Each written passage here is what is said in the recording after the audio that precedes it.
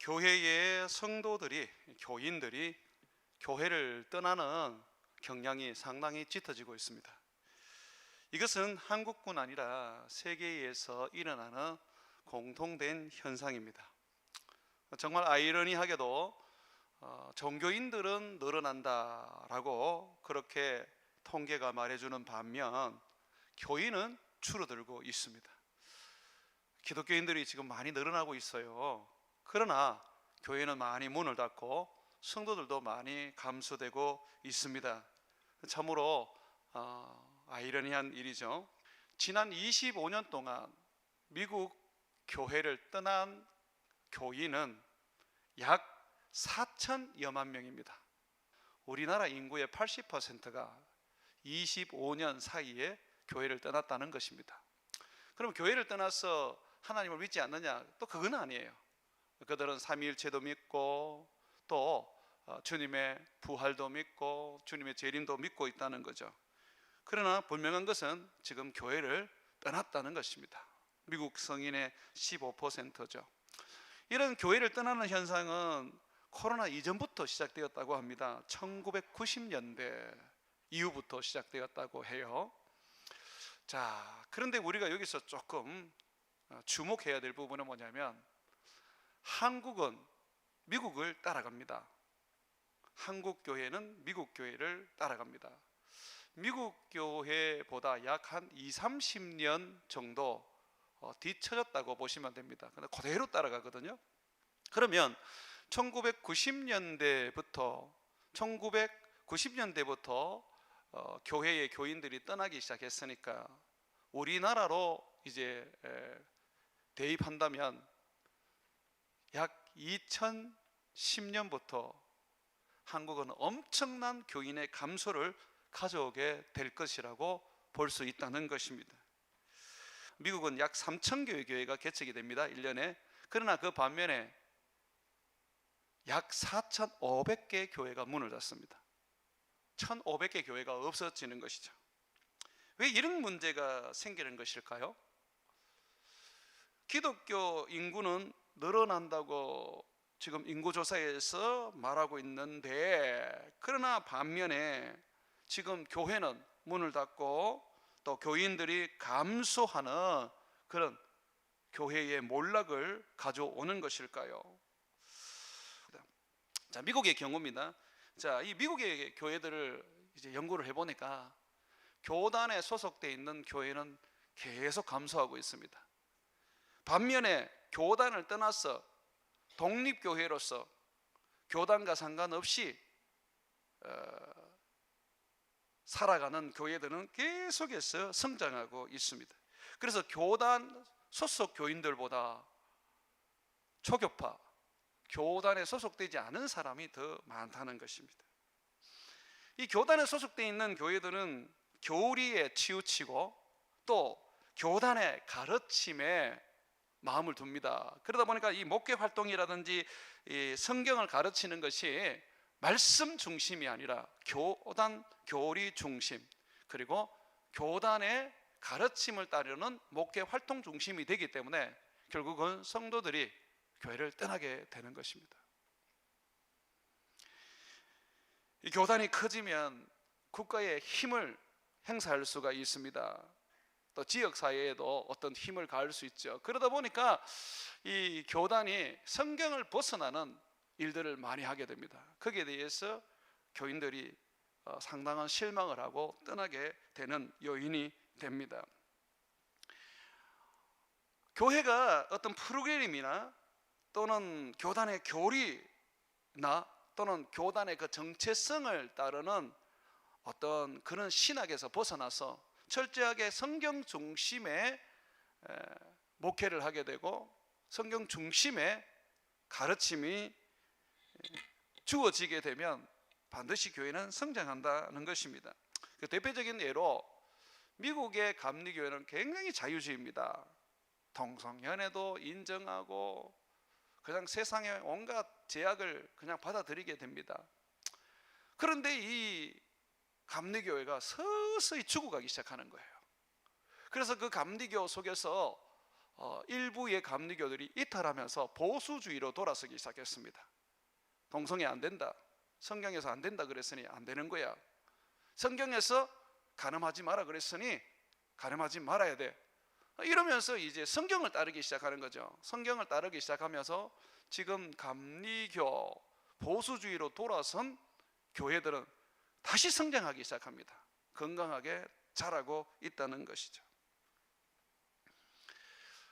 지금 한국교회는 굉장히 위기입니다. 왜냐하면 목사들이 성경을 가르치고 영혼을 구원하는 일은 제쳐놓고 정치나 또는 사회적인 운동에 뛰어들었습니다. 얼마 전에 대통령 부인의 명품백 이 사건이 터졌는데, 그 사건이 어떤 진위를 가지고 있느냐를 떠나서 그 일을 한 사람이 목사라는 겁니다. 대통령 부인을 시험하는 것도 아니고 유혹하는 것도 아니고 몰래 카메라를 찍어서 그렇게 문제를 만들어 놓은 것은 정말 부끄러운 일입니다. 왜냐하면 목사는 그렇게 살아서는 안 돼요. 사단이나 사람을 시험하고 유혹하는 것이지, 목사는 사랑하고 복음대로 살아가는 인생을 가져야 합니다. 진보고 보수고 떠나서 목사가 그런 문제를 일으켰다는 것, 그것 때문에 수도 없이 많은 교인들이, 젊은이들이 교회를 이탈할 것입니다. 이것이 미국에서 일어난 현상들이었습니다. 대한 기독교 장로회, 우리가 기장측이라고 불리는 이 교단은 굉장한 자유주의입니다. 해방신학을 부르짖고 어찌 보면 진보의 성향을 굉장히 많이 가진 이 곳입니다. 교회가 자꾸 죽어가는 거예요. 사회운동만 하니까. 그래서 돌아가셨지만 이중표 목사님이라는 분이 등장하면서 그분이 십자가의 신학을 다시 일으켜 세우기 시작했습니다. 복음을 전하기 시작했죠. 그랬더니 그 자유주의 교회가 살아나기 시작했어요. 굉장한 한국교회에 영향을 미쳤습니다. 교회를 살리는 것이 목사의 사명입니다. 민족을 살리는 것은 정치인들이 하고, 교회를 살리는 것은 목사가 해야 됩니다. 교회의 장로가 되고 권사가 되고 집사를 되면 교회를 위해서 헌신해야 합니다. 그 이름 가지고 교회를 욕먹여서는 안 됩니다. 많은 목사들을 보면서 지금 정치에 뛰어드는 것을 우리가 보게 되죠. 그거 옳은 게 아닙니다.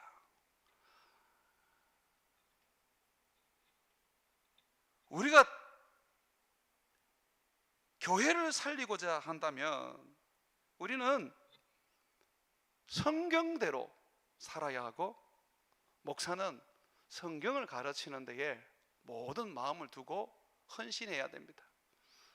예수님 보여주면 세상이 바뀌는 것이고, 예수님을 우리가 전하게 되면 세상은 하나님을 알고 구원으로 돌아오는 것입니다. 민중해방운동 한다고 해서 될 일도 아니고, 정치운동해서 무슨 나라를 살리겠다고 하는 것도 아닙니다. 저는 그런 분들이 좀 목사를 그만두고 그 일을 하셨으면 좋겠어요. 그 일에 대해서 반대하는 건 아닙니다. 목사라는 것은 그렇게 살면 안 된다는 것입니다. 목사는 복음을 전하는 일입니다. 만약에 그런 일들이 필요했다면 예수님께서 이스라엘이 로마의 식민지로 있을 때에 해방운동 하셨지 않겠습니까? 로마 식민지에서 해방운동을 해가지고 영원히 구원 얻습니까? 우리의 가장 중요한 포커스는 죄로 죽어가는 영혼을 구원하는 것입니다. 구원을 얻었으면 그 사람을 예수님의 제자로 만드는 것이 바꿨습니다. 목사는 이 일을 위하여 부름을 받은 것입니다. 동성애를 옹호하는 목사의 이야기를 들은 적이 있습니다. 동성애, 하나님의 사랑으로 품어야 된다. 하나님은 사랑이지 않느냐. 여러분, 맞는 말 같죠? 그런데 그것은 잘못된 말입니다. 왜냐하면 하나님은 사랑의 하나님이심에도 불구하고 또한 다른 면에서는 하나님은 공의의 하나님입니다. 죄에 대하여 심판하시는 분입니다. 사랑만 강조하면 안 돼요. 사랑과 함께 공의가 있는 겁니다. 지금 여러분들이 예수 그리스도로 구원을 얻고 하나님을 아버지라 믿는다고 해서 죄 지으면 주님이 벌 안 주십니까? 벌 주시죠. 지금 교회에 들어온 가르침들을 보게 되면 자기가 말하고 싶은 것만 뽑아서 성경에서 가르칩니다. 이걸 우리는 상대주의라고 그래요. 상대주의. 성경은 한쪽 면만 가르치면 안 돼요. 성경은 절대주의로 가야 됩니다.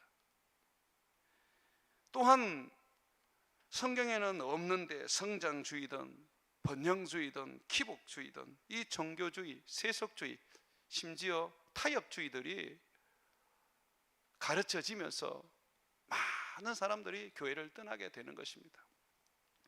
프로그램에서 교회는 안 됩니다. 이전에는 됐지 않느냐? 이전에는 됐습니다. 그러나 지금은 안 됩니다. 미국은 프로그램에 있어서 아주 뛰어난 역사를 가지고 있는 교회입니다. 그러나 그 교회들이 지금은 다 문 닫습니다. 우리나라도 프로그램에 의존하고 그냥 성도들의 어떤 그런 교제에 의존하면 다 죽게 돼 있습니다. 25년 동안 4천여만 명이 교회를 이탈했는데 한국도 더 그런 문제들이 일어날 것입니다. 그렇기 때문에 우리는 어떻게 해야 되느냐면 오늘 말씀을 통해서 교회가 교회된 본질을 세워나가야 합니다. 그래서 저는 여러분들이 이전에 경험했던 교회의 성장, 또 목사님들의 그런 어떤 기복적이적 가르침, 상대주의들 이런 거 좀 다 버렸으면 좋겠어요. 다 버리고 그냥 성경으로 돌아왔으면 좋겠습니다. 성경이 뭐라고 말씀하고 있느냐? 성경이 무엇을 가르치느냐? 성경에서 가르치는 대로, 성경에서 말씀하시는 대로 우리가 살아간다면 교회는 건강해지고 교회는 다시 성장하게 되어 있습니다. 죽은 영혼을 구원하는 것이 우리 하나님의 뜻이기 때문에 교회가 영혼 구원으로 돌아서게 되면 결국은 주님이 영혼을 담는 그릇으로 만들어 가십니다.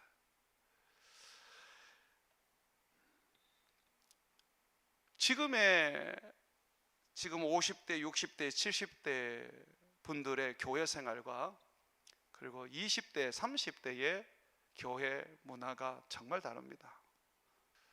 그래서 지금 분리를 하고 있는 것이 미국 교회나 한국 교회에 일어나는 일인데, 성경은 하나인데, 예수 그리스도는 하나인데, 성령은 하나인데 왜 이렇게 분리가 됩니까?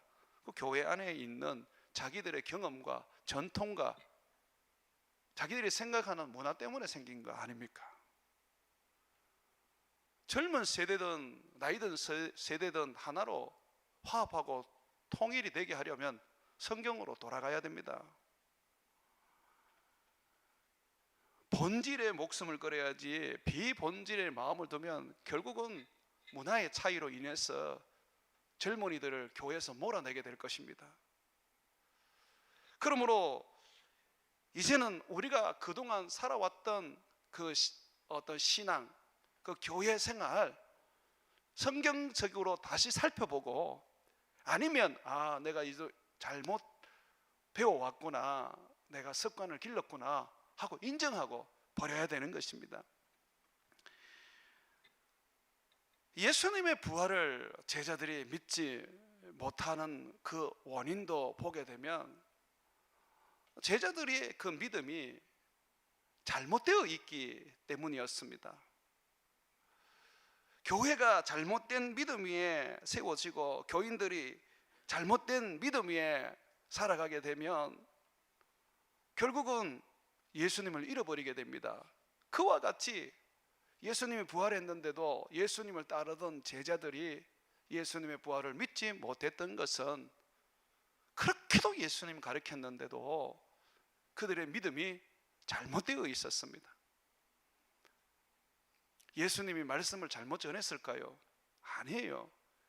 그런데 그들이 생각하고 있는 거, 그들이 체험하고 있는 거, 그들이 배운 그 전통이 예수님의 말씀을 쳐내버렸던 것입니다. 그러니 부활하신 예수님을 믿을 수가 없었던 거예요. 오늘 읽었던 말씀에 엠마오 마을로 가는 두 제자가 등장합니다. 이들은 예수님을 만났지만 부활하신 예수님을 전혀 알지 못했고, 예수님은 그들과 동행했지만 그들은 예수님이 자기들과 동행한다는 사실조차도 알지를 못했습니다. 예루살렘에서 에마오까지는 약 25일이라 그랬는데 꽤 긴 거리입니다. 그 거리를 예수님이 같이 동행했지만 자기와 동행하시는 분이 예수님인 줄을 몰랐던 거예요. 그들의 마음에는 예수님은 여전히 죽어 있는 분이었습니다. 왜 이렇게 이들은 눈이 가려진 불신 속에 살고 있는 것일까요? 그 이유를 우리는 그들의 신앙 고백 속에서 볼 수가 있습니다. 먼저 19절 한번 보십시오. 이르시되 무슨 일이냐 이르되 나사렛 예수의 일이니 그는 하나님과 모든 백성 앞에서 말과 일에 능하신 선지자이거늘. 예수님이 선지자입니까? 예수님은 하나님의 아들이고 우리의 그리스도입니다. 이적이나 행하고 하나님의 말씀이나 전하는 목사 중에 한 사람, 그 정도로 여기고 있다는 거죠. 참으로 참담합니다. 예수님이 누구냐에 대하여 분명한 믿음을 가지고 있지 않으면, 지식을 가지고 있지 않으면 그 사람의 신앙은 다 가짜고, 환난이 오고 고난이 올 때는 예수님을 떠날 수밖에 없어요. 예수님이 누굽니까? 정말 제가 수도 없이 예수님에 대한 이야기를 합니다. 우리의 왕이시고 하나님의 아들이시고 우리의 그리스도이시고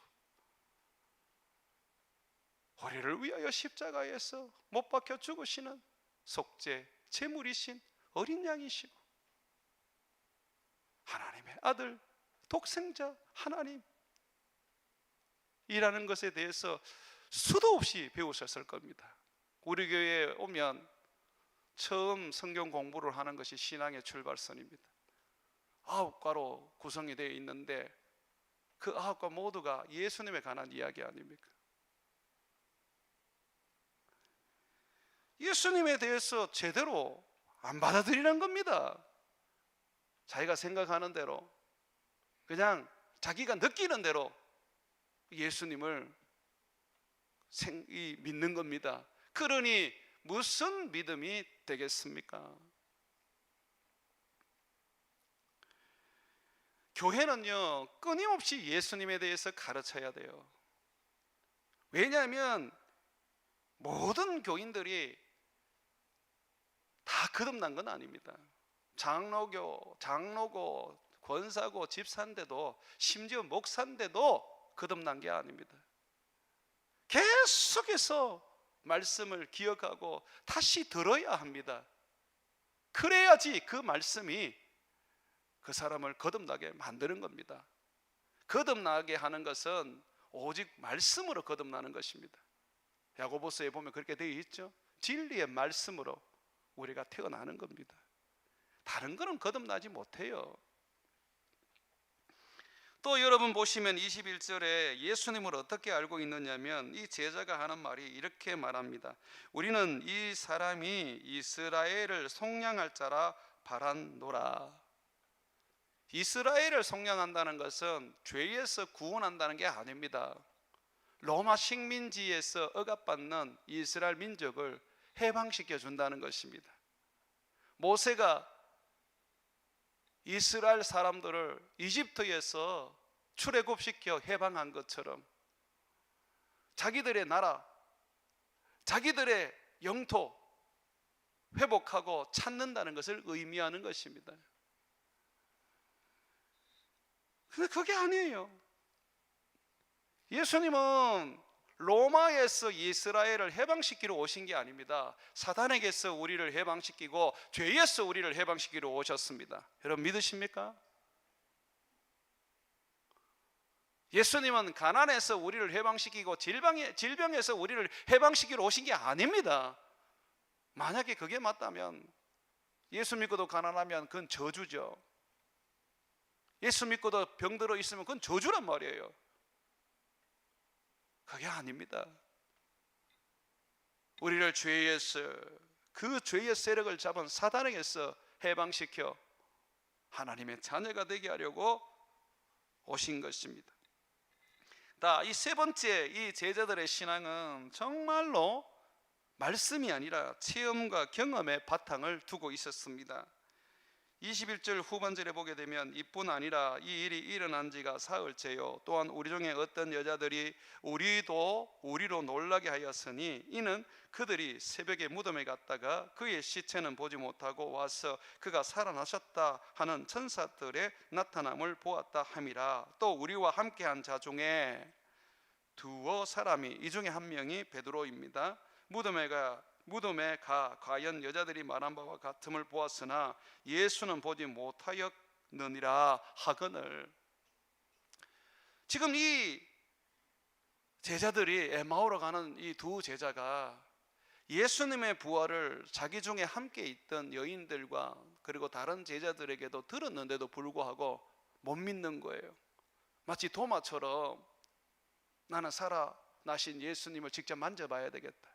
그 옆구리에 창자국이 있는지, 그 손에는 못자국이 있는지 내가 직접 체험해 봐야 되겠다라고 했던 것처럼 이 신앙이요, 체험과 경험을 바탕을 두고 있으니까 결국은 언제나 믿음이 안 되는 거예요.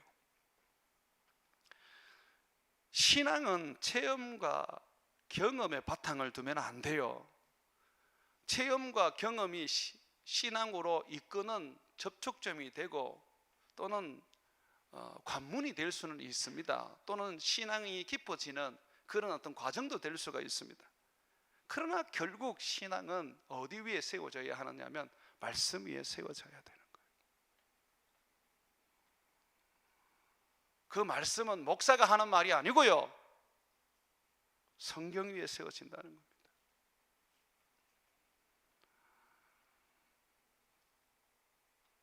내 눈으로 보지 못하고 내 손으로 만지지 못하면 안 믿어요, 사람들이.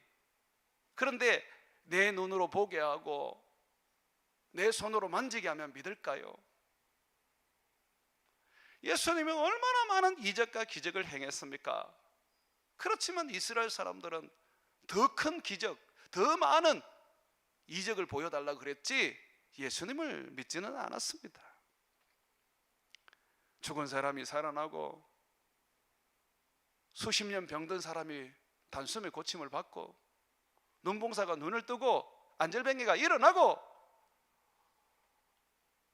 광야에서 오병이어의 기적이 생겨났습니다. 그럼에도 불구하고 안 믿었어요.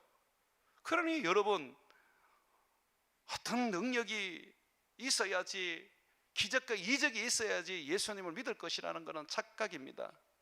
그래서 예수를 믿으면 너무너무 좋지만 그러나 그걸 보고도 안 믿는 사람이 태반입니다.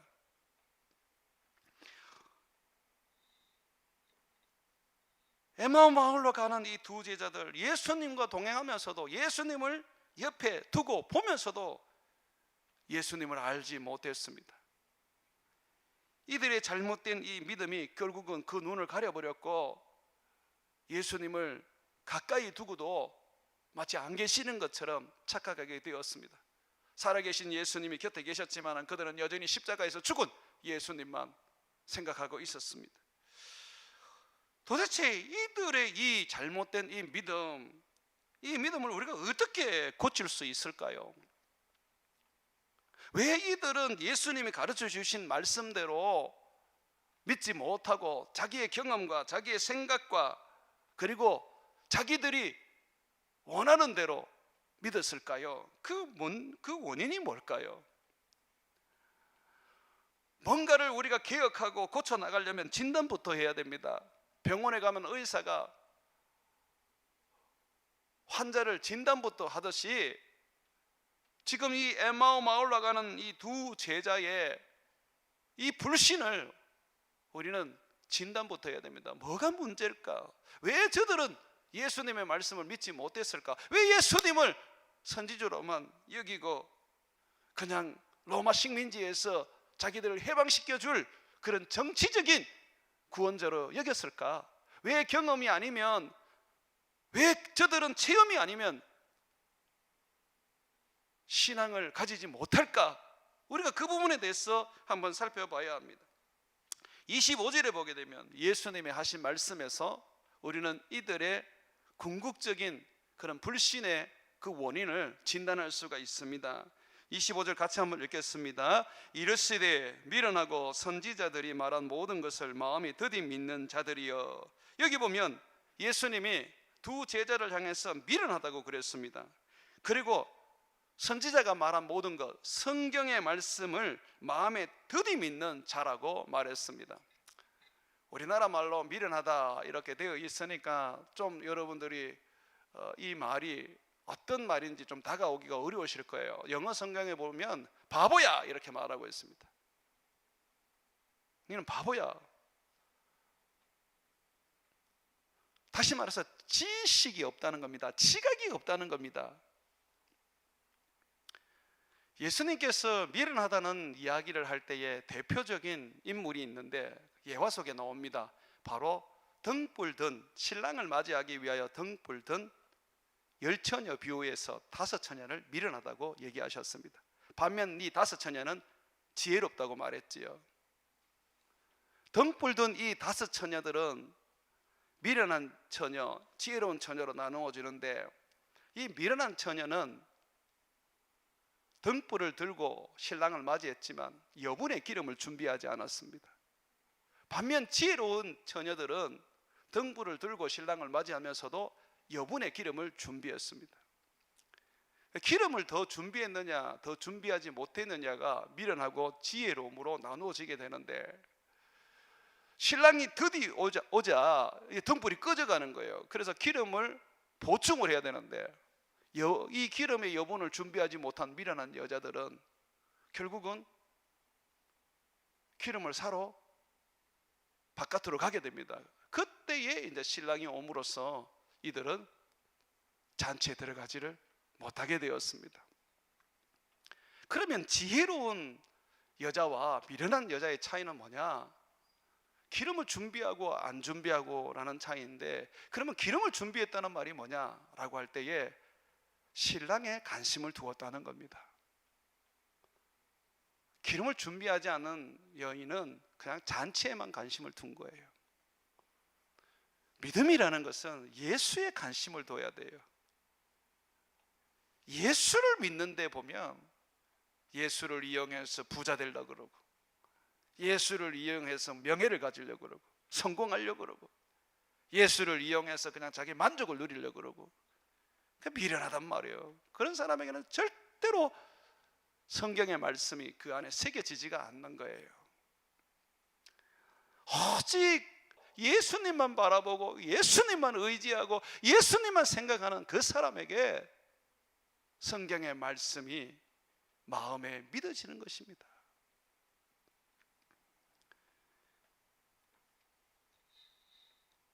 예수님을 믿는 이유가 뭡니까? 다른 이유가 있으면 안 돼요. 딱 하나예요. 죄에서 용서함을 받고 영혼의 구원을 얻는 것. 주님 오시는 날, 나를 다시 부활시켜 새하늘과 새 땅에서 하나님의 아들로 하늘나라를 상속받아 영생을 누리며 사는 것, 이거 이상은 없습니다. 다른 거는 지금 여러분들이 예수님을 믿기 때문에 하나님이 주시는 덤일 뿐입니다. 우주선을 쌓아 올리면 로켓터가 불을 뿜으면서 우주선을 올립니다. 자, 그런데 이 대기권을 벗어나면 이 우주선과 로켓터가 분리가 됩니다. 로켓터는 그냥 불이 꺼져서 그냥 사라지는 거예요. 여러분, 우리가 받는 축복이든 우리가 하는 교회의 헌신이든 심지어 선교조차도 그거는 로켓터에 불과한 겁니다. 그게 신앙의 본질이 아니에요. 신앙의 본질은 주님 나라에 들어가는 것입니다. 그래서 이 본질이 아는 것에 목숨 걸 필요 없습니다. 선교 안 한다고 지옥 갑니까? 교회 봉사 안 한다고 지옥 갑니까? 그런데 우리는 영혼 구원보다 영혼을 사랑하고 영혼을 안타까워하는 생각보다 어디에 마음을 자꾸 두느냐면, 너는 왜 봉사하지 않아? 너는 왜 헌금하지 않아? 너는 왜 그렇게 열심을 내지 않느냐? 거기에 자꾸 정죄를 합니다. 한국교회가 그래서 본질을 잃어버렸잖아요. 예수 믿는 것이 본질인데 예수 믿는 것보다 교인들 밥에 먹는 거, 그게 더 중요하고, 그래서 그냥 권사님들은 예매는 들을 생각 안 하고 그냥 식당에 가가지고 밥하고 앉아 있는 거예요.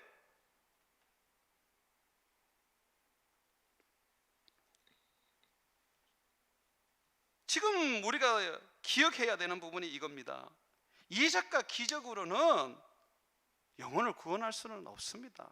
그것이 하나의 접촉점이 될 수는 있어도, 헌신과 봉사도 마찬가지고 열정과 비전도 마찬가지입니다. 예수님의 이 지금 두 제자, 목숨을 걸고 예수님 따라다녔던 인생들입니다. 자기 인생이 없어요. 얼마나 헌신적이었고 얼마나 수고로운 봉사자들이었는지 몰라요. 그러나 보십시오, 그들 속에는 말씀이 없었습니다. 그래서 예수님이 뭐라 그럽니까? 선지자들이 말한, 성경에서 말한 모든 것을 마음에 더디 믿는 자들아 라고 말합니다. 마음에 더디 믿는 거예요. 마음에 더디 믿는 거. 슬로우, 천천히 믿어가는 거죠. 그게 답답하신 거예요. 주님이 그렇게 믿어서는 안 된다는 겁니다. 주님의 말씀을 아멘하고 꿀꺽 삼켜야 되는데 그냥 반찬투쟁하던 아이처럼 까짝까짝까짝 그러고 앉아있는 거예요. 그러니 예수님이 옆에 계셔도 알지를 못하는 거예요.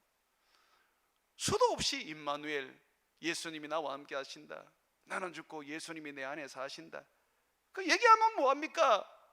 결국 내 마음이 예수님의 말씀을 온전히 믿지 않습니다. 성경에 보게 되면 로마서 10장 9절과 10절에 이렇게 말합니다. 네가 만일 내 입으로 예수를 주로 시인하며 또 하나님께서 그 죽은 자 가운데 살리신 것을 내 마음에 믿으면 구원을 받으리라. 사람이 마음으로 믿어 의에 이르고 입으로 시인하여 구원에 이르느니라. 여기서 마음으로 믿는다는 거, 이거 생각 아닙니다. 머리로 믿는 게 아니에요. 마음으로 믿는다는 것은 순수한 어린아이가 믿듯이 그냥 그대로 믿어버리는 거예요. 설명이 없어도 믿어지는 거예요. 의심이 없습니다.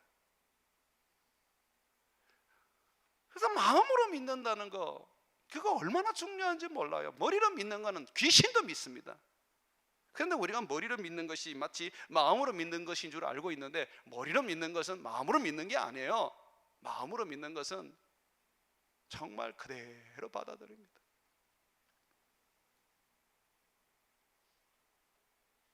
예수님의 말씀을 하나도 땅에 떨어지지 않게 하고 그걸 그대로 믿고 따르고 실천합니다. 이렇게 미련하고 더딘 믿음을 가지고 있는 이 사람들을 우리는 어떻게 고칠 수 있을까요? 예수님이 많은 이적과 기적을 행하셨지만, 죽음에서 부활하시는 그 부활의 능력도 보여주셨지만, 예수님은 한결같이 믿음을 키우는 데 있어서는 오직 성경만 사용하셨습니다. 27절 한번 보십시오. 이에 모세와 모든 선지자의 글로 시작하여 모든 성경에 선바 자기에 관한 것을 자세히 설명하시니라.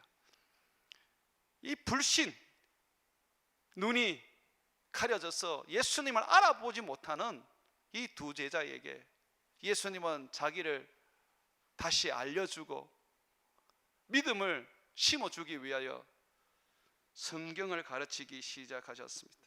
다시 한번 보십시오. 이에 모세와 모든 선지자의 글로 시작하여 모든 성경에 선바 자기에 관한 것을 자세히 설명하니라. 다시 성경을 가르치기 시작했습니다.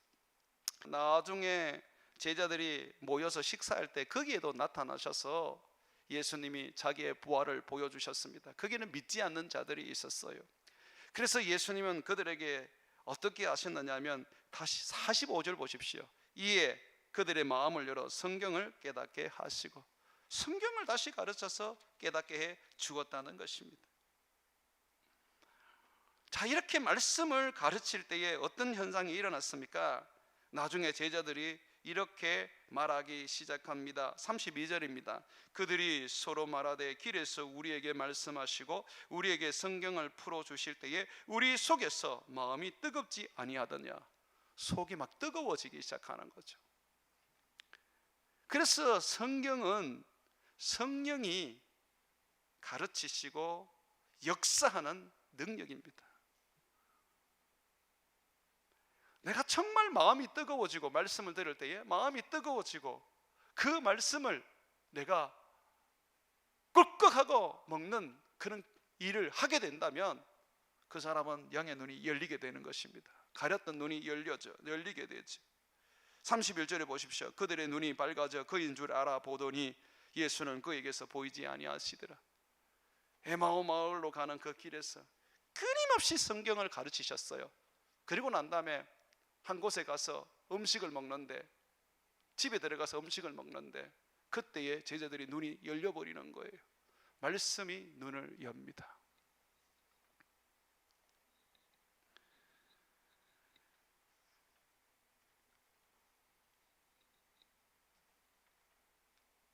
예수님의 비유 중에 거지 나사로가 나오는 비유가 있어요. 이 거지 나사로가 나오는데, 부자가 죽어서 지옥을 가게 되었습니다. 거지 나사로도 이제 죽었는데 그 사람은 천국에 가게 된 거예요. 지옥에 간 이 부자는 자기가 천국에 갈 줄 알았는데 지옥에 가서 고통을 받게 되었습니다. 그래서 이 아브라함에게 간청을 하는 겁니다. 세상에는 내 형제가 5명이나 있습니다.